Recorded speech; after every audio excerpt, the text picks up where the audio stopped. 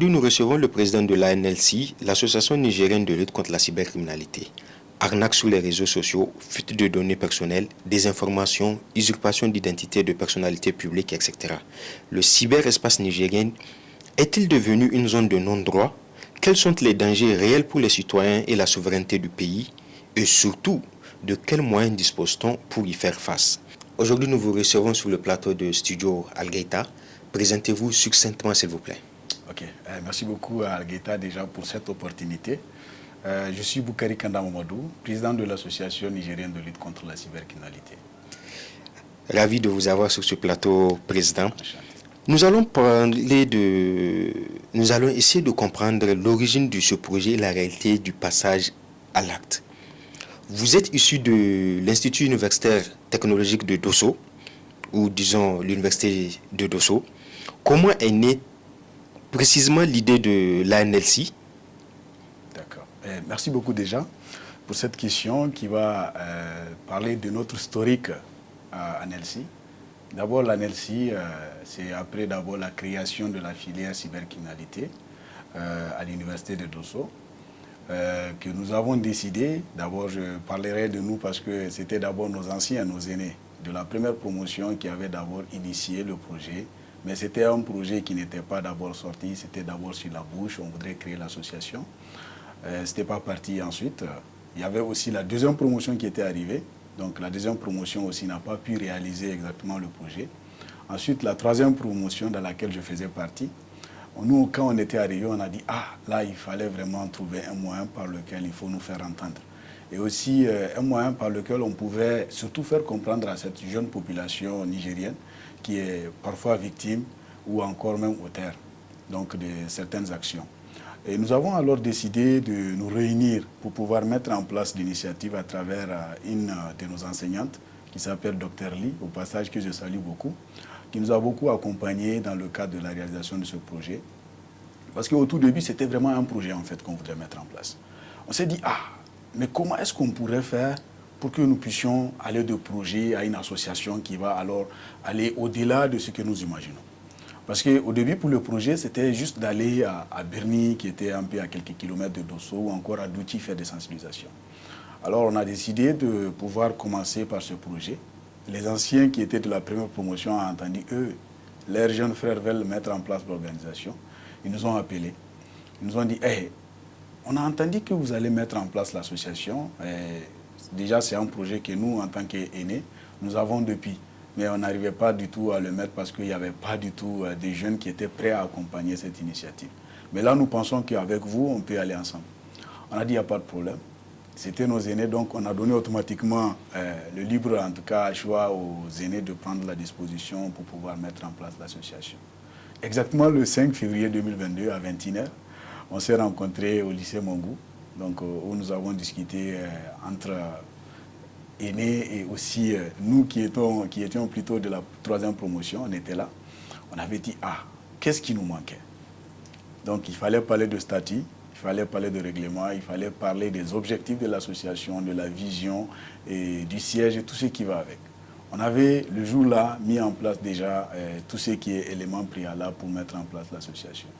Ça ne s'est pas arrêté là-bas parce qu'on était allé plus loin pour pouvoir voir comment est-ce qu'on allait pouvoir chercher déjà les récépissés, les arrêtés, tout ce qui va avec.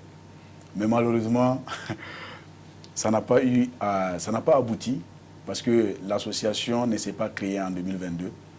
On n'avait pas pu trouver les arrêtés, les pièces et tout.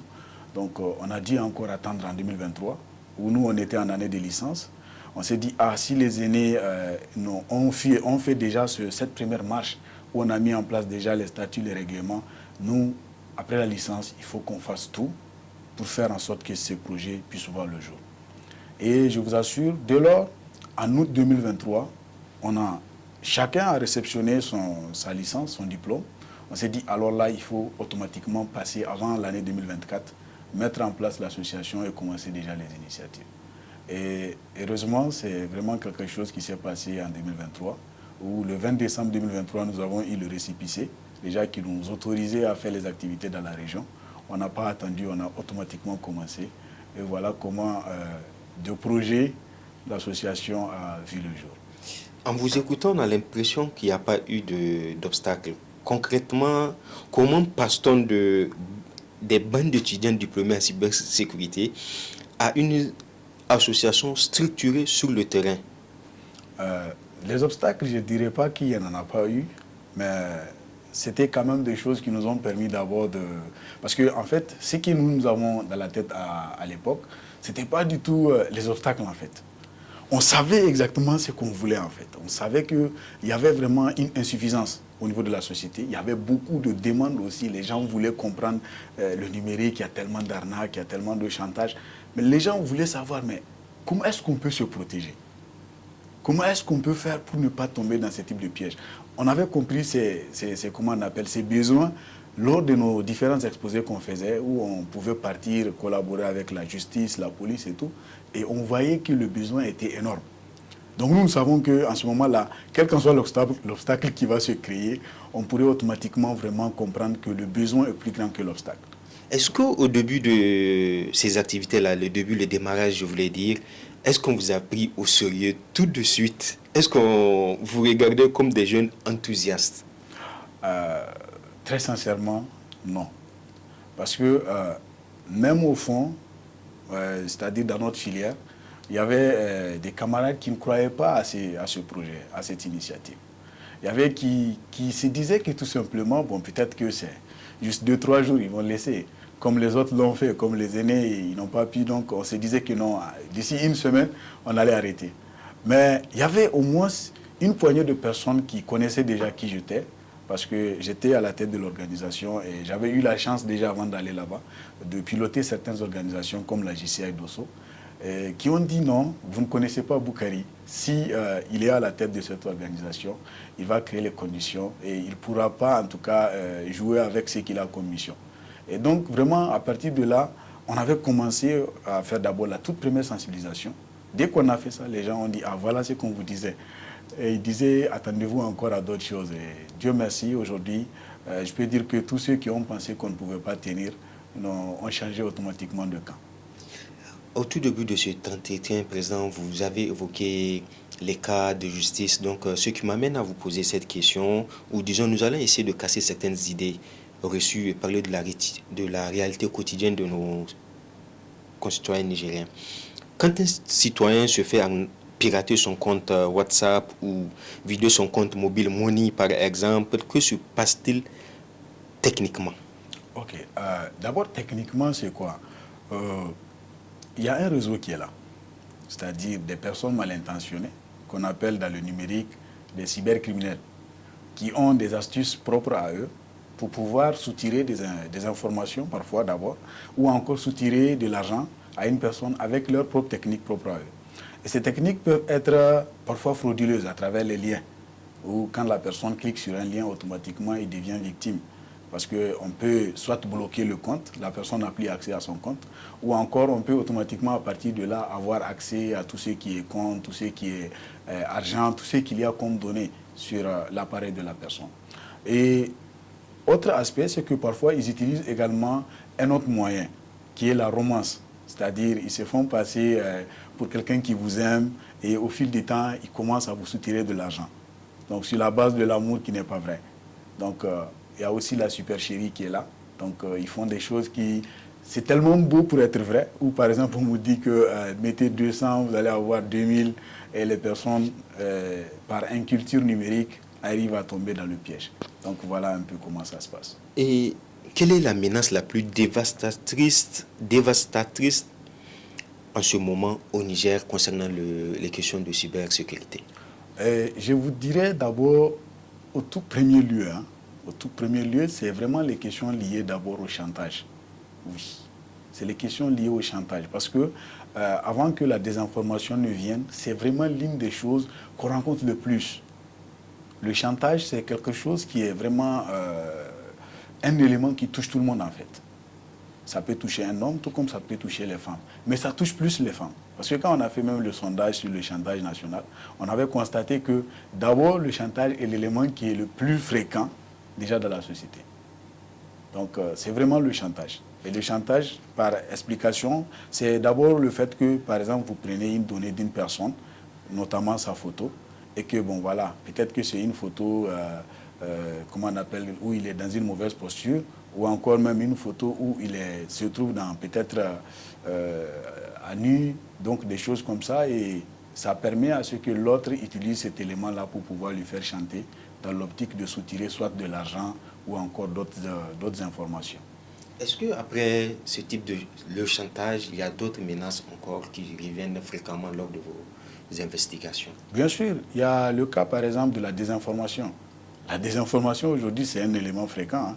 Aujourd'hui la désinformation prend de plus en plus de l'ampleur parce que c'est ça qui est d'actualité actuellement. Et le Niger n'est pas épargné de cette situation. Donc vraiment c'est aussi un élément qui est là actuellement. Parlons à présent de la fabrication de faux comptes. On voit les usurpations d'identité, comme vous l'avez évoqué, qui ciblent maintenant des ministres, des autorités. Pourquoi est-ce si facile de tromper les gens et d'imposer la désinformation chez nous aujourd'hui? Waouh! J'aime beaucoup la question parce que ça permettra à tous ceux qui nous suivent de comprendre surtout cette question pour pouvoir peut-être donner encore plus d'attention à ces lecteurs. C'est de vous dire qu'aujourd'hui, ici au Niger, quand on prend actuellement des autorités, des personnalités actuelles, donc qui sont même victimes de cette question-là, vous allez voir chaque fois on crée des comptes sur leur nom, et les gens arrivent à s'enrichir parfois ou encore à créer du faux. Donc nous, à travers notre direction technique, on a eu déjà à faire cela. Nous avons déjà plus de 77 faux comptes qu'on a eu à détruire sur certains profils que je préfère ne pas énumérer ici. Donc il y a aussi des institutions qui sont victimes de ces questions-là, où on a eu déjà même à bloquer certains comptes. Donc c'est pour dire vraiment que dans ce cadre-là, ce qui fait en sorte que les gens sont beaucoup plus victimes, c'est que d'abord dans un premier temps, on a cette inculture numérique. Nous ne savons pas que l'inculture numérique amène à l'ignorance et l'ignorance détruit une communauté. Donc voilà un peu pourquoi cette question est beaucoup plus encore à prendre en considération. Et je me demande, qui sont ces cybercriminels-là, justement, Bokhari? Ces cybercriminels, c'est généralement un réseau, hein, un réseau de jeunes, parfois qui sont désœuvrés. Quand je dis désœuvrés, par exemple, ils n'ont pratiquement pas quelque chose de grand à faire. Et également qui sont délaissés parfois, donc par leur propre sort, et parfois aussi qui n'ont pas d'autres alternatives, donc qui se mettent malheureusement de l'autre côté. Très malheureusement, ce sont ces genres de personnes. Mais quand même au Niger, ici, je ne pourrais pas dire que nous avons déjà un réseau criminel comme ça. Mais ce qui est là, qu'il faut comprendre, c'est que nous sommes influencés par certains pays qui aujourd'hui, on connaît déjà les Yaouboué en Côte d'Ivoire, nous avons les magiciens marabouts du Bénin et tout ce qui va avec, qui sont en train d'influencer le Niger actuellement. Mais au Niger actuellement, on n'a pas tout le temps, on ne peut pas dire qu'il n'y en a pas, mais ce que les gens font au Niger, c'est en fait trop petit, quoi, parce que ils essaient de faire, mais c'est pas du tout à un niveau où on peut qualifier ça de cybercriminel. Donc parfois c'est sous l'effet de l'inculture dont j'ai parlé. Parlons à présent de l'expertise technique et institutionnelle que possède la NLC. Vous avez plusieurs projets à votre actif, notamment, si je ne me trompe pas, il y a Magani, Yaki par exemple. Concrètement, comment fonctionnent vos initiatives? Un, pour traquer, deux, identifier et faire sauter ces faux comptes. Quels sont vos outils? D'abord, vous savez, le projet, c'est un peu, peut-être pour un peu corriger, c'est le projet Yaki de Magani. Oui, on a mis en place ce projet, je pense bien c'était en janvier 2024, où il y avait un réseau qui se faisait passer pour Express Corporation. Donc c'est un réseau d'arnaque, d'accord, qui visait généralement des personnes et l'objectif c'était de leur dire qu'ils ont eu de l'emploi pour eux. Et que l'emploi, par exemple, il leur propose 2 heures de temps, 500 000, 200 000, 100 000, et la personne, il dit 2 heures de temps, je peux avoir 500 000, et en ligne, la personne est automatiquement d'accord, donc elle tombe automatiquement dans le piège. Et donc, nous, les techniques qu'on a comme outils qu'on utilise, c'est surtout des questions que nous ne pouvons pas du tout dire, parce que dans l'investigation, on ne peut pas parler de tout ce que vous avez comme chose pour pouvoir traquer des cybercriminels. Mais tout ce qu'il faut comprendre, c'est que c'est des outils numériques, des outils qui travaillent, qui fonctionnent sur la base des ordinateurs et aussi des logiciels que nous pouvons utiliser pour pouvoir faire certaines actions. Donc voilà un peu ce que je peux dire sous le fait de la confidentialité. On ne peut pas se permettre de tout partager. Voilà. Et tout ceci, vous l'avez appris sur les bancs à l'université de Dosso? C'est vrai, je dirais qu'à l'université de Dosso, on nous donne le B.A.B.A. Oui, on nous donne le B.A.B.A, mais sur l'aspect pratique, beaucoup plus pratique, là, vraiment, il faut suivre des formations à haut niveau et aussi dans des institutions, parfois même des cabinets qui sont certifiés à l'international. Parce que nous avons suivi beaucoup de formations dans d'autres pays, d'accord, qui nous ont permis vraiment de renforcer nos capacités. Mais j'informe toujours qu'à l'université, on a aussi reçu ces B.A.B.A. qui nous permettent de suivre encore ces formations-là dans ces cabinets pour mieux comprendre. Parce que si vous n'avez pas les B.A.B.A. dans le numérique, vous ne pouvez pas mieux maîtriser les outils. L'université de Dosso a jeté les bases et puis vous avez construit là-dessus. Bien sûr que oui, bien sûr. Et vous parlez d'investigation, le mot investigation revient toujours dans vos propos. Quand vous identifiez une arnaque ou une menace, est-ce que la justice ou disons la police suivent? C'est-à-dire, est-ce que vous allez vers eux présenter ces preuves ou bien c'est l'inverse, c'est la police ou la justice qui vous sollicite? Ok. Et les deux cas sont possibles en fait. Donc, je dirais d'abord que dans un premier temps, nous, quand on fait une investigation et qu'on voit la situation et que nous voyons qu'il est important déjà, parce que nous, tant qu'on voit que la situation, puisque nous, notre objectif, ce n'est pas d'aller sanctionner. Hein.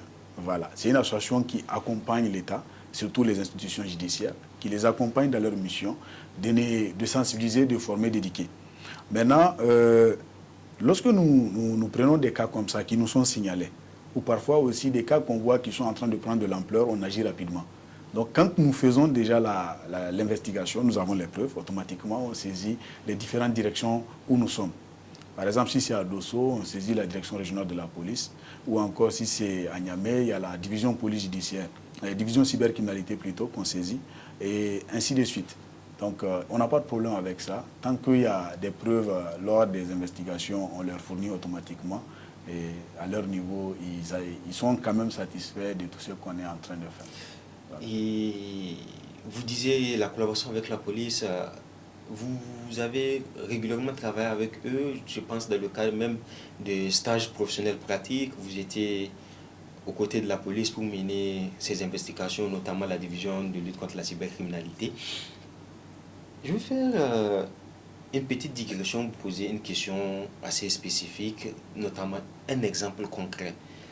Est-ce que vous avez eu un cas de cybercriminalité que vous a vraiment ému, touché, ou vous vous êtes remis en cause en tant qu'être humain? Oui, merci beaucoup.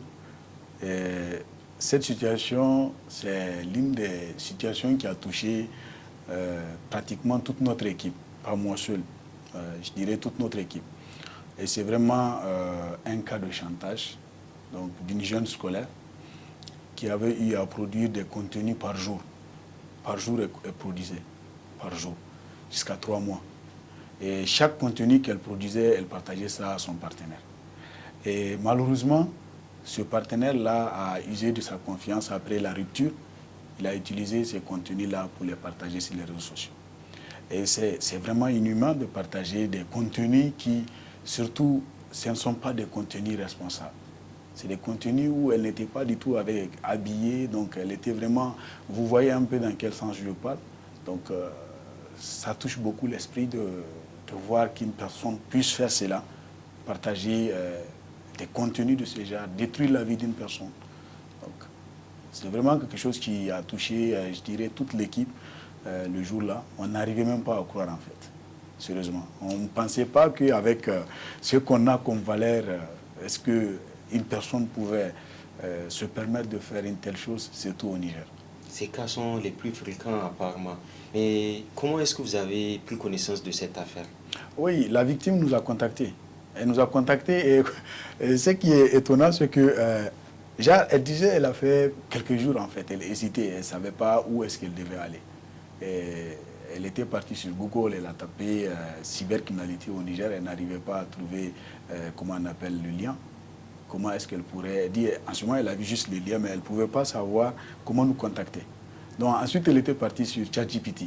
Sur l'intelligence artificielle, elle a tapé comment contacter cybercriminalité au Niger. Et donc quand elle a fait ça, automatiquement, notre, comment on appelle, le lien de notre association, suivi de certains numéros, se sont affichés pour elle. Et donc automatiquement, elle a saisi les numéros, elle a appelé. C'était notre numéro vert, donc on est tout le temps disponible. Parce que le numéro vert, si la personne appelle tout le temps, on est disponible, on peut répondre, on peut assister la personne. Justement, c'est l'occasion de donner ce numéro vert-là. Oui, le numéro vert, c'est le 99 47 91 77. Merci beaucoup, Boukari. Quand vous identifiez, par exemple, une arnaque ou une menace comme pour comment est-ce qu'on appelle ces jeunes-là, ou disons les personnes victimes, il y a une question de souveraineté des données. Nos communications et nos données personnelles passent par des géants étrangers, par exemple, on prend les Meta ou disons les GAFAM, comme on a l'habitude de le dire. Et maintenant, avec l'arrivée de l'entreprise chinoise ByteDance qui possède TikTok, est-on, ou bien avons les pieds et les mains, pieds et poings liés face à ces plateformes pour assurer notre sécurité numérique? Est-ce qu'on est en sécurité? D'abord pour dire que les questions de données, si on doit parler de sécurité, c'est d'abord parler de la politique que ces plateformes offrent. Vous savez que lorsque vous allez créer un compte sur chacune de ces plateformes, il y a d'abord la politique de la plateforme qu'on vous demande d'accepter. Et on vous demande aussi comment on appelle, de lire la politique avant d'accepter. Mais 99% des personnes ne vérifient pas cette politique. Parce que si je vous donne une information tout à l'heure, genre si vous avez un problème avec Facebook, même si vous avez en tant qu'utilisateur, vous avez un problème avec Facebook, comment est-ce que vous allez appeler Facebook à gérer? Au niveau de quelle institution pouvez-vous amener Facebook à répondre? Vous savez que dans la politique, c'est dit. C'est dit dans la politique. Il faut Californie. Il faut être en Californie. C'est seulement la justice de Californie qui est compétente. Si vous voulez même amener Facebook dans une institution judiciaire, il faut aller en Californie. Donc vous imaginez ici au Niger, vous déplacer pour aller porter plainte contre Facebook, même l'argent du vol et tout ce qui va avec, donc ça devient compliqué. Voilà pourquoi parfois il faut lire d'abord les politiques de confidentialité avant d'accepter n'importe quel type d'accès. Et aussi savoir comment est-ce que nos données seront traitées. Même dans la politique, là, ils vont expliquer comment est-ce que vos données seront traitées. Vous allez voir quand vous surfez sur les réseaux sociaux, parfois, si vous cliquez sur un contenu, par exemple, si c'est un contenu d'actualité ou bien un contenu de distraction, on va toujours vous ramener le même contenu.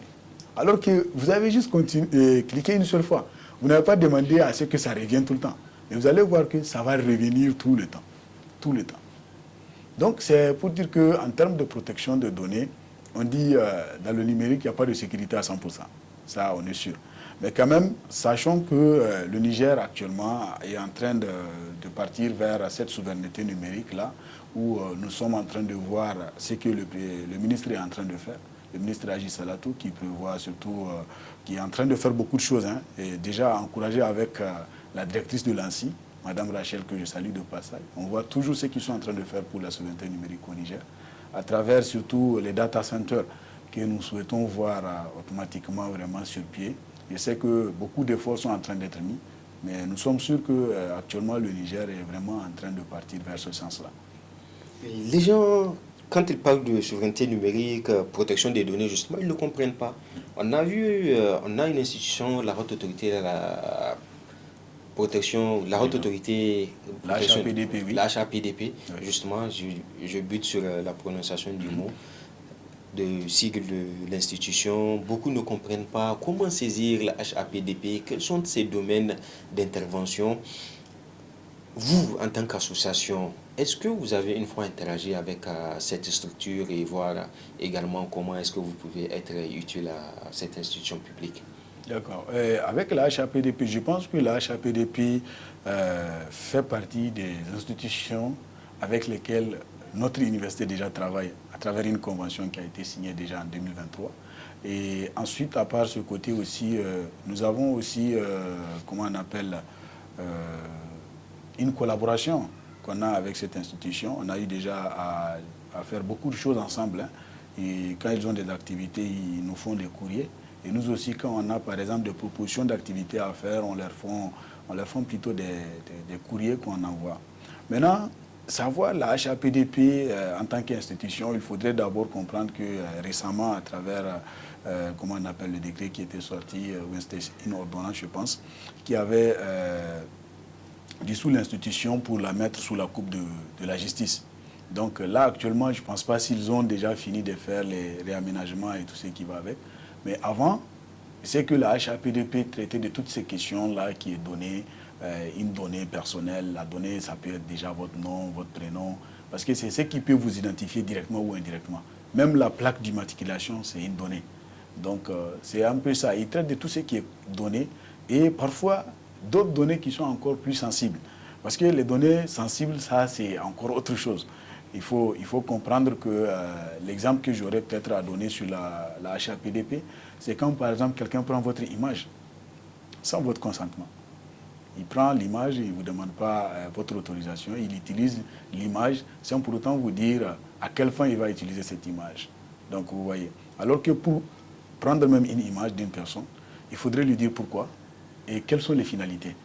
Donc, il y a aussi le délai d'utilisation de l'image. Par exemple, si c'est dans le cadre des projets ou des ONG où vous venez à un atelier, par exemple, vous écrivez vos noms, vos prénoms, ensuite vous faites signature, vous mettez votre numéro, l'adresse mail et tout. Donc, tout ça, on devrait parfois demander, comment on appelle, est-ce que cette donnée sera utilisée dans quel sens et également quel est le délai d'utilisation de cette donnée. Et ensuite, vous avez la possibilité, même si on utilise votre donnée, de demander qu'il y ait rectification ou encore qu'il y ait suppression. Parce qu'une donnée, elle est personnelle, donc vous avez tous les droits. C'est ce que dit l'institution. Et toujours, cela se rapporte toujours à l'inculture numérique. Les citoyens n'ont pas connaissance de ces aspects pratiques. Très malheureusement. Et on va revenir sur une ordonnance, notamment la loi sur la cybercriminalité. Beaucoup de personnes sont là, dès que vous faites un truc, on vous dit « Ah, c'est la loi cybercriminalité qui s'applique. » Concrètement, en tant que praticien dans ce domaine de cybersécurité, que pouvez-vous nous dire ou bien quel conseil ou quel éclairage pouvez-vous apporter pour ceux qui nous écoutent dans cette émission-là? Merci beaucoup. Je pense que cette question, c'est beaucoup plus les acteurs de la société civile, les journalistes qui voient cela comme étant une grande menace. D'accord. On dit généralement qu'il faut comprendre qu'une loi ne vient pas seulement pour sanctionner, mais pour protéger. C'est pour protéger parce qu'il faut regarder un peu les autres pays. On prend par exemple la Côte d'Ivoire. La Côte d'Ivoire, ils ont adopté des lois depuis. Donc, vous voyez, aussi on prend le code du numérique du Bénin, c'est au-delà de 400 pages. Hein. Donc, c'est 400 articles plutôt, je vais dire. Donc, c'est autre chose. Nous, la loi sur la cybercriminalité ici au Niger, on a 69 articles seulement. Déjà, la loi sur la cybercriminalité, je l'ai dit, ce n'est pas une loi qui est là seulement pour sanctionner, mais elle est là aussi pour protéger. Parce que, comme on l'a dit dans notre introduction, il y a beaucoup de personnes qui sont victimes et qui ne savent pas qu'il y a une institution qui est là ou une loi qui est là pour les protéger, pour les rendre dans leurs droits et tout ce qui va avec. Par exemple, vous prenez le cas de comment on appelle, de l'interception illégale. Donc, l'interception illégale, c'est l'article 7 de la loi sur la cybercriminalité. Ça va de 2 à 7 ans. Et quand vous regardez l'interception illégale, c'est aujourd'hui très fréquent. Techniquement, il faut être outillé, il faut être un informaticien pour intercepter une donnée. Mais les gens ont une petite astuce, comment on appelle, je dirais quand même, de niveau faible, d'accord, où on utilise le WhatsApp. Le clonage. Voilà, le clonage. Les gens peuvent prendre, ils vont scanner automatiquement, ils ont accès à toutes les informations que l'autre partage. Là aussi, c'est une interception. Parce que vous êtes... revenons un peu peut-être sur la loi sur la cybercriminalité à travers l'article qui fâche. C'est notamment l'article 31 qui parle des troubles à l'ordre social. Donc, et à ce niveau, l'article 31, c'est quoi? Parce que les gens, ils pensent que... c'est-à-dire, il faut tout faire. Il faut tout faire sur les réseaux sociaux. Alors que parfois, il faut éviter aussi de faire des actions qui vont troubler l'ordre social. Par exemple, des informations, vous pouvez les partager. C'est pour cela que l'article a dit, même si l'information est vraie, même si c'est vrai, c'est-à-dire vous partagez une information, même si les faits sont avérés, on doit vous sanctionner. Parce que ça peut créer un trouble à l'ordre social. Et vous prenez l'exemple de comment on appelle des informations qu'on véhicule sur les réseaux sociaux où on dit c'est telle ethnie qui est beaucoup plus dans le terrorisme. Mais peut-être même si c'est vrai, ça crée un trouble parce qu'il y a comment on appelle les fractures sociales qui est là, il y a les conflits qui peuvent se multiplier, donc c'est pas bien. Donc voilà un peu pourquoi les questions liées à l'article 31, j'ai dit c'est l'article qui fâche parce que c'est l'article qui parle de la désinformation. Parce que moi, pourquoi j'ai dit ça? C'est l'article là où on peut... Il n'y a pas un article spécifique sur la désinformation, je notifie. Il n'y a pas un article spécifique sur la désinformation. Mais même si on va vous frapper, sachez que l'article 31 là peut faire référence. Parce que c'est un article qui parle de troubles à l'ordre social. Et une information, quand vous la partagez, si elle est fausse, sachez que ça va troubler l'ordre social. Donc voilà un peu. Et ensuite, peut-être parler aussi de l'article 32, qui est un article qui parle sur les propos ethnocentristes, régionalistes, xénophobes et tout ce qui va avec. Connaissant déjà, je pense, la situation dernière avec l'article 12, qui a fait beaucoup de dégâts. Donc vous voyez par exemple, l'article 32 nous vient avec aussi une sanction aussi élevée. Ça va aussi toujours de 1 an à 5 ans, 1 million à 5 millions. Tout simplement pour dire que lorsque vous faites des propos de nature régionaliste, ethnocentristes et tout ça, c'est ça la sanction qui risque de vous être écopée. Et sachez, sérieusement, les gens pensent que c'est un jeu en fait. C'est une fois quand la personne est appelée à la division ou bien à la PJ que la personne va dire ça c'est sérieux. Et je pense que nous l'avons constaté pendant la lutte traditionnelle, il y a des personnalités qui ont été interpellées. Et vraiment, c'est juste pour dire qu'il faut éviter l'inculture. Et pour éviter l'inculture, c'est avoir l'information. Je pense que c'est ça que je suis en train de partager. Normalement, aujourd'hui, tous ceux qui sont au courant de ce qu'on est en train de dire doivent prendre conscience qu'il faut éviter toute question qui peut t'amener à payer 1 million ou encore à aller au-delà de 1 million. Et par exemple, ce que vous dites là, on l'observe, disons, généralement chez les jeunes, les couples, soi-disant copains, copines, ils se prennent les téléphones, ils prennent les données ou disons, c'est parce que tu es ma copine ou tu es mon copain, j'ai tout droit sur toi pour pouvoir t'espionner et autres. Et là également, que dit la loi sur la cybercriminalité? Vous savez, l'aspect confidentialité, ça même pas en termes de loi, en termes de droit même en fait. C'est-à-dire que on dit, d'abord je parle le cas de la vie privée. On dit la vie privée c'est la sphère propre à chacun dans laquelle personne n'a le droit de s'y mixer, sans pour autant y être invité. C'est-à-dire que c'est lorsque seulement vous invitez une personne à intégrer dans votre vie privée qu'on peut parler, par exemple, là, de consentement et tout. Mais tant que votre vie privée, c'est-à-dire vous n'invitez pas quelqu'un, on dit que c'est une sphère propre à chacun. C'est-à-dire une donnée qui m'appartient, que tu sois mon copain, mon mari et tout ce qui va avec, la donnée, elle est personnelle, elle est privée. Et vous savez, généralement, avec les questions religieuses, on a du mal à comprendre ces questions. Mais au niveau de la loi ne parle pas du tout sur ces questions. La loi, c'est des articles qui définissent la loi. Et ces articles, c'est ce qu'ils ont dit, noir sur blanc, qui vont être utilisés. Et je vous prends un peu le cas d'une personnalité récemment qui a laissé son téléphone. Je vous assure, j'ai été appelé, ça n'a pas fait 2 semaines. 2 semaines, ça n'a pas fait. C'est un monsieur qui travaille dans une institution et qui, sa femme a vu, je ne sais pas, elle a pris le téléphone de son mari et elle a vu des discussions avec une femme. Elle ne sait même pas c'est quel type de femme. Elle ne sait pas si c'est son patron. Elle a pris tout simplement, elle a vu que, je ne sais pas, c'est un sticker cœur, façon que la femme a envoyé, ou bien c'est le monsieur qui a envoyé. Et la femme, quand elle a vu, automatiquement, genre, je ne sais pas, comment est-ce que... C'est pour cela que je vous dis, parfois, il y a des choses, quand on voit, on se demande, est-ce que les gens comprennent quoi, en fait? Surtout prendre un téléphone professionnel. Vous imaginez, par exemple, un policier, tu prends son téléphone, alors qu'il traite des questions d'investigation. Tu tombes sur des informations qui ne te sont pas du tout, comment on appelle, accordées, destinées. Tu n'as même pas comment on appelle, ce privilège-là de voir ça, ces informations. Et toi, tu te permets parce que tu connais son code, tu rentres. Donc tu vois, automatiquement, le monsieur, il n'a pas arrêté une seule seconde à amener la femme là en justice. Je vous assure. Il l'a amené. Et il y a même un juge qui a fait la même chose.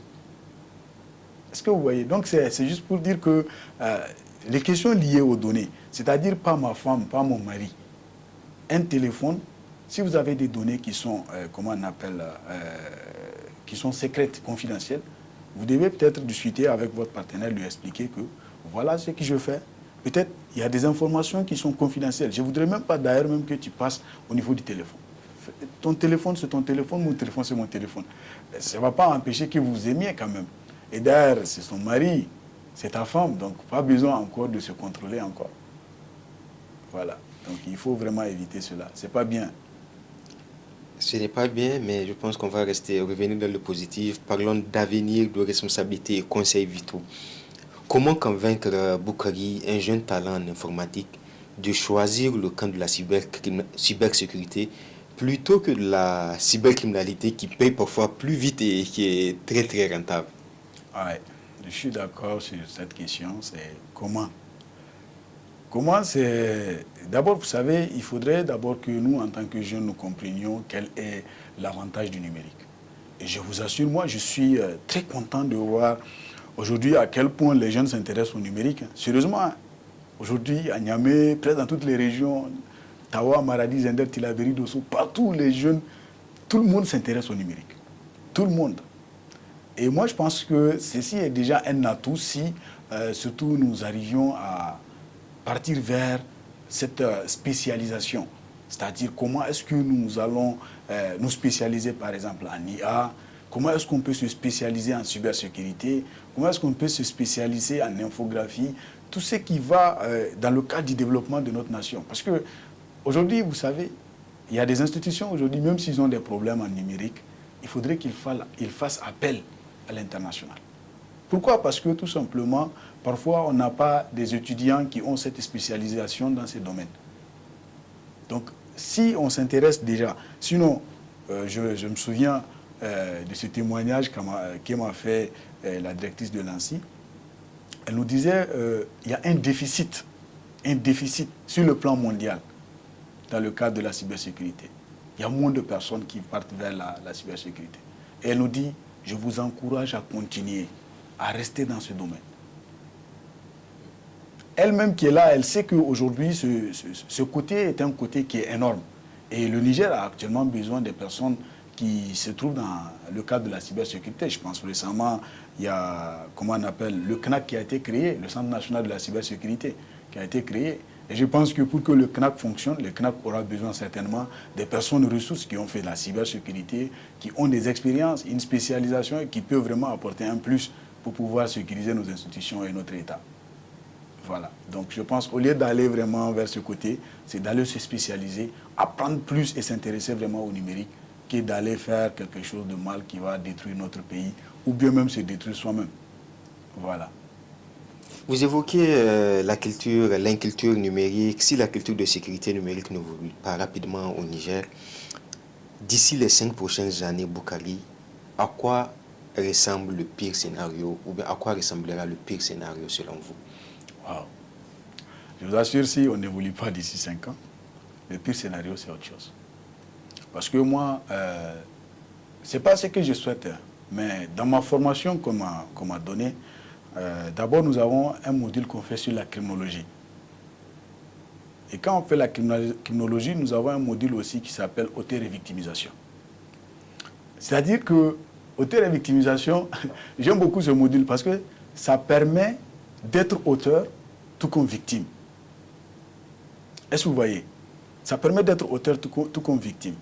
Par exemple, avec le téléphone, on peut être auteur, tout comme on peut être victime. Est-ce que vous voyez? Aujourd'hui, si on ne prend pas des dispositions pour pouvoir sensibiliser au maximum, c'est-à-dire amener les gens à comprendre que cette ignorance peut détruire nos communautés, diviser nos communautés, je vous assure, d'ici 5 ans, on ne peut plus le faire. Puisque les gens vont penser que c'est bien. Alors que si dès maintenant on agit, parce que moi je pense que déjà, la chance qu'on a, on a déjà agi. Hein. On a déjà agi parce qu'aujourd'hui, beaucoup de journalistes ont peur de faire des commentaires. sur certains trucs parce qu'ils pensent que ça peut les amener en prison. Mais ce n'est pas qu'il ne faut pas écrire. Vous pouvez écrire. L'État ne vous demande pas de ne pas écrire.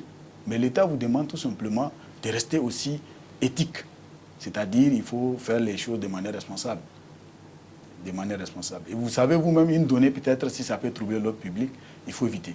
Tout ce que vous savez, tant que, et je vous dis, hein, c'est l'article le plus difficile actuellement. Tant qu'on vous met ce cachet d'article 31 là, c'est fini pour vous. Je vous assure. Peut-être même qu'on va même refuser de vous faire sortir de prison.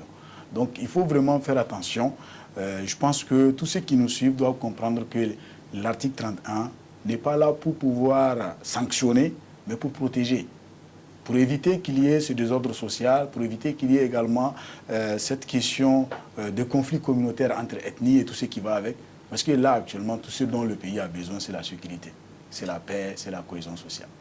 Donc voilà un peu ce que je peux dire d'ici 5 ans, si on arrive à bien maintenir la mission, parce que nous, je pense qu'avec la mission qu'on a d'ici 5 ans, nous sommes sûrs et certains que le Niger aura la chance d'être, en tout cas, une nation qui sera beaucoup plus sécurisée sur les plateformes. Et merci d'avoir appuyé sur le terme d'ici 5 ans. D'ici 5 ans, justement, Boukari, où sera l'ANLC? Est-ce que vous comptez vous limiter uniquement à Dosso ou Niamey, ou bien l'ANLC a un projet d'expansion et toucher toutes les régions du Niger? Déjà, nous sommes présents dans toutes les régions du Niger. Nous sommes présents même dans des départements, en fait. Mais il y a un blocus qui est là, en fait. Parce que c'est le grand blocus là qui nous empêche de faire encore plus. Et ça, je pense que on a fait pas mal de courriers, au niveau du ministère de l'Intérieur, qui est le ministère de tutelle, pour pouvoir non seulement rencontrer le ministre même en question, discuter avec lui sur cette difficulté qu'on rencontre, qui est l'acquisition de l'arrêté ministériel. Oui, parce que sans l'arrêté ministériel, aujourd'hui, il y a beaucoup de plateformes, d'institutions étatiques qui nous suivent, qui voient ce que nous sommes en train de faire. Et parfois même, d'autres institutions nous appellent. Mais il y a un niveau où on ne peut pas aller. Parce que lorsque nous devrions, par exemple, faire des collaborations à long terme, ou bien des collaborations, comment on appelle, avec des accompagnements financiers et tout ce qui va avec, ça devient difficile parce qu'il n'y a pas ce papier réglementaire, institutionnalisé par le gouvernement qui nous permet de faire en sorte que nos actions soient répandues sur le plan national. Est-ce que vous faites allusion à l'arrêté de création de l'association? Bien sûr, l'arrêté, bien sûr. Parce que l'arrêté, là, je peux vous dire, hein, on a fait tout au plus de 40 déplacements à Niamey-Dosso, juste pour ça. Jusqu'à c'est arrivé un moment où, au niveau de, comment on appelle, au niveau de Africa, on était même devenus leurs amis. On avait plus de 40 tickets dans nos mains. C'est pas petit. Juste pour l'arrêté ministériel, on venait, on faisait des courriers, on déposait à la présidence, on déposait au ministère de l'Intérieur, juste pour que l'on puisse répondre à cette question. Parce que moi, je pense que l'État doit voir ce qu'on est en train de faire. Et nous, on ne demande pas que l'État nous donne des appuis financiers. Nous travaillons sans appui financier, sans accompagnement de partenaires, mais nous demandons que l'État nous donne un arrêté ministériel. Oui. Ce n'est rien, juste signer un arrêté ministériel pour des jeunes qui prennent le risque. Parce que ce qu'on fait, c'est prendre le risque. Je vous dis, il y a un capitaine de la gendarmerie, un jour il nous a dit, vous savez le travail que vous êtes en train de faire. C'est un travail de professionnel. Et ce travail, vous êtes des civils, vous arrivez à faire ce travail. Moi, je vous dis chapeau. Parce que arriver à prendre même des numéros, faire certaines investigations et tout ce qui va avec, il faut remercier aussi l'Université de Dosso, hein, qui nous a permis quand même de suivre cette formation. Et je n'oublierai pas le recteur de passage, parce que si on est arrivé là, je vous assure, à 99%, c'est grâce à son appui. Professeur Zibo Garba. C'est vraiment grâce à son appui. Et surtout des enseignants comme Mme Yasmina, qui nous ont beaucoup accompagnés, qui ont cru vraiment au projet dès au départ. Et même la vice-rectrice. La vice-rectrice même, elle faisait partie des personnes aussi qui croyaient, qui ont cru, en tout cas, en nous depuis le début. Nous avons été vraiment, quand même, là pour pouvoir expliquer à toutes ces personnes que nous voulons faire et que, bon, voilà, si on nous donnait les possibilités d'aller, nous allons automatiquement saisir l'opportunité. Je dis, donc c'est vraiment ce que j'ai à dire quand même par rapport à ça. En parlant de partenariat Boukari, il y a beaucoup d'organisations, notamment qui ont des projets, les organisations non gouvernementales ou disons les organisations étrangères présentes au Niger ou même ici locales. Est-ce que vous avez l'occasion d'apporter votre contribution ou votre expertise dans la mise en œuvre de certains des projets? Et comment cela se passe-t-il? Avant, qu'est-ce qui a été le déclic? Qu'est-ce qui a fait que, disons, les institutions étrangères ou locales même font appel à vous? Ok. Je pense que vraiment ça, c'est l'excellence qu'on fait sur le travail. Vraiment, c'est tout le sérieux qu'on donne. Et ça, je peux vous assurer que merci à toute l'équipe. Parce que nous avons vraiment une équipe qui répond. C'est-à-dire qui sait que, bon, voilà, nous, on fait ça parce que nous avons 5 valeurs. La première valeur, c'est le sacrifice au niveau de l'organisation. C'est la toute première valeur. Après la valeur, là, nous avons la discipline. Après la discipline, nous avons l'éthique. Et après l'éthique, nous avons la protection. Et après la protection, nous avons la vision. Parce que nous avons regroupé ces 4 valeurs avant la vision, parce que nous avons dit qu'il faudrait d'abord ces 4 valeurs pour que notre organisation puisse fonctionner.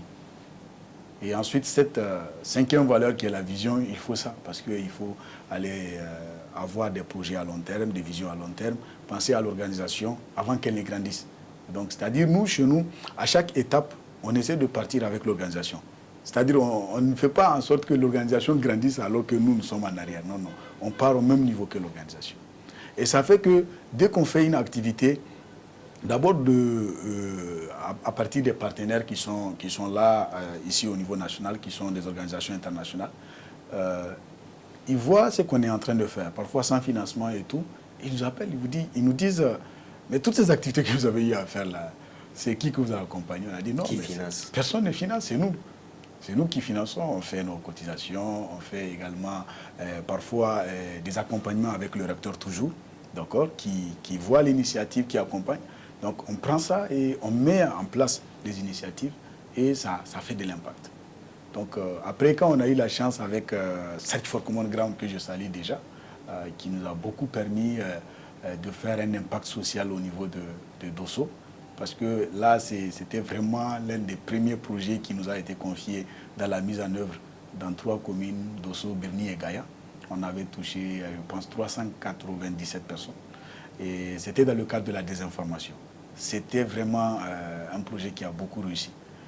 Search nous a classés, je pense, parmi les premières organisations après l'évaluation finale de cette initiative. Et donc après eux, on a eu également d'autres organisations internationales avec lesquelles on avait travaillé. Notamment, nous avons SNV qui a aussi fait appel à nous pour discuter sur le contexte politico-juridique de la cybercriminalité au Niger. Et c'était super bien. Je pense qu'il y en a beaucoup. Hein. On ne peut pas finir de les citer, mais on a fait vraiment beaucoup de choses. Et toutes les personnes qui, parfois, qui voient nos activités, c'est à travers la plateforme Facebook qu'on a. Ils nous contactent à travers le mail qu'on a. D'autres aussi prennent le numéro vert, ils appellent directement. Et c'est comme ça qu'on arrive vraiment parfois à savoir si nos activités impactent ou encore si ce qu'on fait c'est du sérieux, est-ce que ça intéresse d'autres partenaires. Parlons à présent d'hygiène numérique. Parce qu'on ne peut pas parler de menaces, de désinformation, de hameçonnage et autres piratages sans parler d'hygiène numérique. L'hygiène numérique le plus vital que vous donnez à quelqu'un qui nous écoute en ce moment, même sur son téléphone, quel est ce conseil que vous lui donnerez? Très bien. Vous savez déjà, nous, chez nous, on dit la cybercriminalité, c'est un comportement. C'est un comportement. Donc ça veut dire quoi? Tout est question de comportement. Si vous vous tenez bien, tout va bien se passer. Mais si vous vous tenez mal, tout risque de se produire mal. Donc ce qui veut dire que nous, on dit généralement cette citation, on dit que Internet bien utilisé, ça forme, ça éduque et ça rend intelligent. Mais tant que l'Internet est mal utilisé, ça détruit. Donc, vous voyez, le conseil qu'on a à donner aux jeunes, c'est de dire tout simplement il faut prendre le numérique pour s'éduquer et non pour détruire. Il faut prendre le numérique pour informer la bonne information et non pour diviser. Et enfin, il faut apprendre qu'est-ce que dit la loi sur la cybercriminalité pour mieux rentrer dans l'éthique en fait. Parce qu'il ne faut pas surtout se lancer dans le numérique sans connaître ces questions d'éthique. Qu'est-ce que la loi dit? Qu'est-ce que je dois faire? Surtout si vous êtes informaticien. Qu'est-ce que la loi dit en tant qu'informaticien? Parce que les informaticiens, généralement, c'est eux qui font les piratages et tout ce qui va avec. Donc, il faut comprendre qu'est-ce que dit la loi. Voilà. Donc, c'est un peu ça. Président, nous arrivons au terme de notre entretien. Quel sera votre mot de fin au nom de l'ANLC et en votre nom propre également? Ok. Moi, mon nom, comment on appelle, mon nom est au nom de l'association. C'est vraiment dire merci d'abord à Algaïta pour vraiment cette grande opportunité que vous nous offrez pour pouvoir nous exprimer et aussi partager cette vraie d'informations à notre population pour qu'ils puissent vraiment le prendre jalousement et l'appliquer aussi.